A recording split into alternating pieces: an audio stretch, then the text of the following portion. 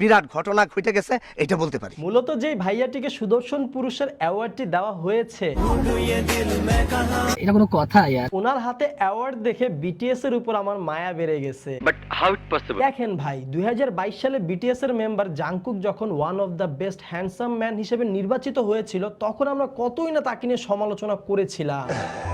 আমাদের পছন্দ না হওয়ার জন্য ধন্যবাদ। এটা বেটা না বেটি? এর থেকে তো আমাদের টিকটকাররা আরো বেশি হ্যান্ডসাম। ভাই কি বুঝা এর হ্যান্ডসামের অ্যাওয়ার্ড দিল?